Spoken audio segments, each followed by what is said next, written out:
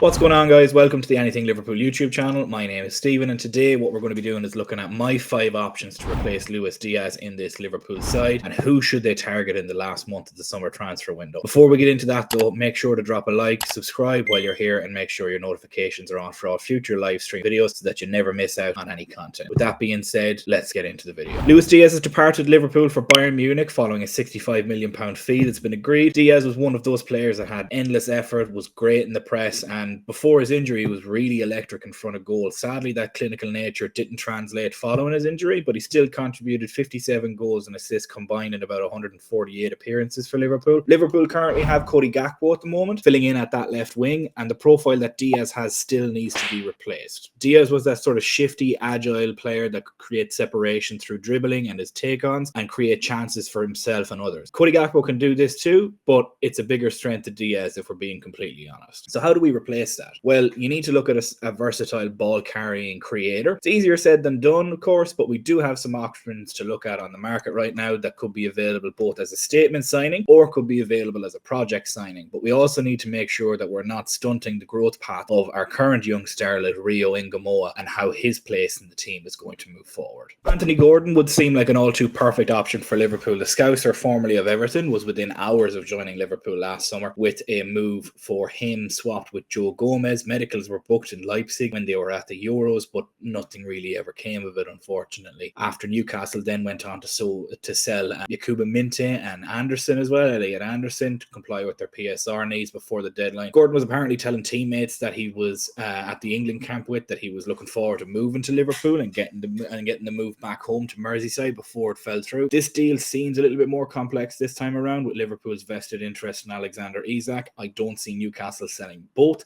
However, if Liverpool don't get Alexander Isak and they still need another attacker, Anthony Gordon could be an option that might be on their list if they still retain the interest. But it very much seems to be one or the other from Newcastle if Liverpool are to buy one of those players. But how does he fare up to Luis Diaz? Well, let's take a look at the numbers. Anthony Gordon really didn't stand out all that much last season from a goal scoring and assisting standpoint compared to the others that are in this list. Even after he had a really impressive season in 23-24 with a 22 goal contribution season, he couldn't really keep the momentum going. Slight injury concerns obviously last season, but he does, however, fit the profile of Luis Diaz in my opinion regarding his dribbling, but it's the output that he suffers from. And I feel he suffers from an affliction that an awful lot of young English players do at the moment. They're young, they're English, they can carry a ball well, they have one decent season and now all of a sudden they're really overhyped. Young English can dribble, overhyped, and then people set way too high of an expectation for these guys and all of a sudden they fall through the cracks. Tyler Dibbling is another option there. Hopefully Rio Ingamoa doesn't fall through this trap as well, which is why I think a lot of people maybe need to quell their expectations with him at the moment. Kid 17, he needs time to develop. But while he could be a great replacement for Diaz in terms of profile,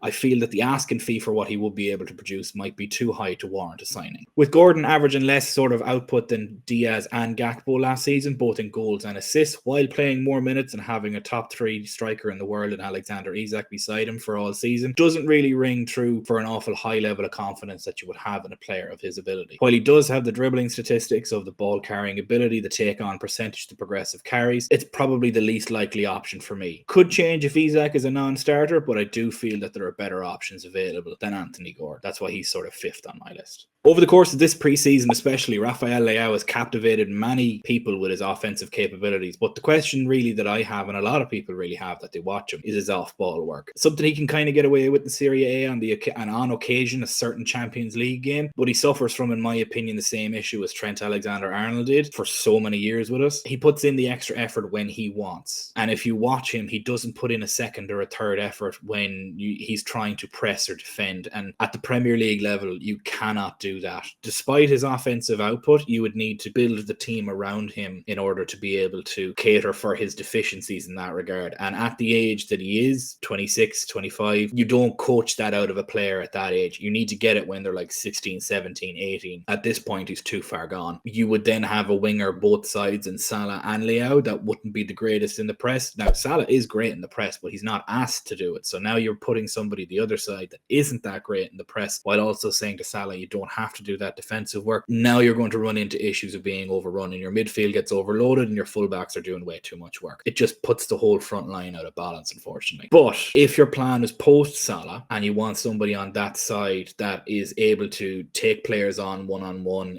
has the ability to beat a man on a dribble and then create for self and others, Leao is a good shout if the system is catered for him. So how does he compare to Luis Diaz? So while on paper Leao looks like a better option than Diaz on the offensive output, it's the defensive side of the ball where I feel he falls short. Also the fact that he contributed less goals and assists in a season than Diaz did last year in a similar amount of games, while being the main guy for their attacking output with Milan in a less intense Serie A, and they didn't really do all that much, doesn't really bode well for the fact that he would probably then move to being the second or third option in the pecking order behind Mo Salah and the striker, be that Ekitike or be that Isak, if and when he arrives at Liverpool. The numbers would suffer and then fall off. So now you're paying to get a guy that his numbers would fall lesser than what Diaz and Gakpo have at the moment, but also then doesn't give you the pressing ability or the defensive output that both of those guys would have, and possibly what others would be able to do. Maybe if the system was made for him, you could possibly do it, but that's not where Liverpool are right now. If this was in 2 years' time and Leao was available on the market, probably could get him, but then you'd have to alter the right wing and get somebody that's a workhorse on the right wing to be able to do that. Don't see that being the case with Liverpool over the next 2 years. Kenan Yildiz is one other guy that I have a really close eye on. He's in the same sort of generation as Arda Güler, who plays for Real Madrid at the moment. Two of Turkey's up and coming big stars, and they're lighting up Europe at the minute, both with Arda Güler in Real Madrid and Yildiz with Juventus at the moment. Only 4 goal contributions less than Leao, with similar appearances, while being 6 years younger and ranking in the top 3 at Juventus for goals, assists and goals and assists combined. He has all the attributes you want in a left winger, while also having the defensive numbers unlike Leao, while being so much younger and still not fully developed yet and hasn't even hit his peak yet. What is the verdict with Kenan Yildiz? Well, one aspect where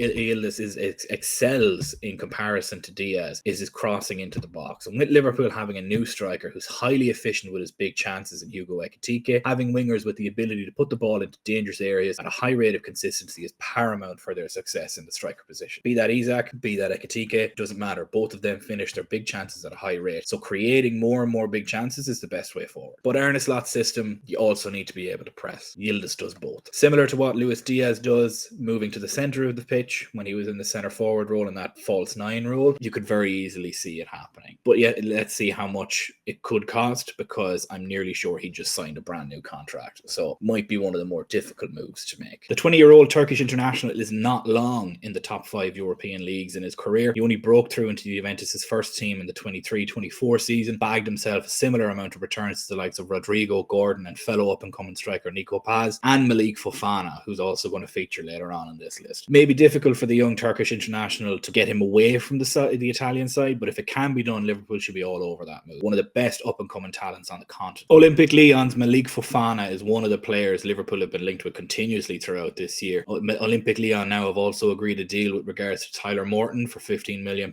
This could help open up negotiations for the attacker as well. Man City have already poached Ryan Cherki, so it wouldn't shock me if this attacker also leaves as well. Has the least amount of goal contributions between all of them on this list, with only 16 goal contributions in 41 appearances, but the numbers lead you to believe he may not be good enough. They can sometimes mislead. Let me show you what I mean. Compared to Luis Diaz, he's a very similar sort of profile to Kenan Yildiz, with the main aspect of each player being their ability to carry the ball and their creative ability of getting the ball into the box. When you have a new striker, especially somebody like Hugo Ekitike, or if Alexander Isak arrives, at the time of this recording, he hasn't returned back to Newcastle training as of yet. He's meant to be back tomorrow, so we'll see what happens there. But your wingers need to be able to create as many chances as possible for the guy in the middle. Florian Wirtz, Mohamed Salah, Malik Fofana, all supplying your striker for the forthcoming years, will have them scoring in bunches and for fun. Either Ekitike or Isak if he comes. Both of them are highly efficient at creating their big chances. It's a staple of the Arne Slot offensive plan, is high quality, high percentage chances, and both Hugo Ekitike and Alexander Isak are absolutely top of their class at doing that. Either one that we end up with, completely fine. They'll both both be well and truly on it with all of the chances that they'll be given. Again, very much like Yildiz, for a player who only played a total of 2,200 minutes compared to somebody like Yildiz, Leao, etc., who all played over 3,500 minutes, they just have 3 less goal contributions than Yildiz. Over 14 games worth of minutes less is amazingly impressive, and in 10 less appearances also. It's mental to consider that. On a minute-by-minute basis, he would have averaged probably more than both Rafael Leao and Kenan Yildiz if he played the same minutes. Absolutely stellar from a young 20-year-old Belgian. Lastly, just on Fofana, he provides you with something that only one other person in this list does at a high level. He's confident enough to play on both sides. He's a left-footed left winger, but is able to play on the right wing as well. He's good enough on both feet that he's able to cut inside from either side and go directly to the byline and go outside and overlap inside. Absolutely fantastic with the ball at his feet, both going left and right. His ability to cut inside and get defenders off balance, off the dribble, and create for others is very, very high. Averaging one of the highest progressive carry numbers against most wingers in Europe, and still developing. Fofana could be one for now and the future, and he could very easily transition to the right wing to replace Mo Salah in 2 years. This also, very importantly, doesn't stunt the development of Rio Ngamoa, who's beginning to stake his own claim at that left wing position to be Cody Gakpo's deputy. Lastly, but certainly not least, we have the magnum opus, the main man himself, Rodrygo goes, the big ticket. The Real Madrid winger is vastly underrated in their current setup and is currently being sort of cast aside by new manager Xabi Alonso. While most might question why Rodrygo will be on this list, let me explain. He's currently playing out of position in one of the most unbalanced front threes in football, covering all the defensive duties for both Vinicius Jr. and Mbappe in that front three, and all this while still bagging himself a goal or an assist nearly every set game, basically. About 24 goal contributions in about 50 appearances over the season. But it gets better. In a similar fashion to Luis Diaz, Rodrygo has the capability to play both centrally and out wide, with him scoring and assisting for fun, while both being in the centre forward position a couple of years ago under Carlo Ancelotti's side, and in the last season alone he played almost equally both on the left and on the right of that front three, due to Mbappe and Vinny Jr.'s lack of ability or even want to work from the right hand side. Does the dog work, and the task that has to be completed by Rodrygo is just pressing, doing a lot of the defensive work, and he still is able to bag a goal or an assist every second. Liverpool have followed him for quite a while, with the move from Merseyside on the cards way before his move to Spain, and that was pulled in the last few hours, and a deal was nearly struck for €3 million.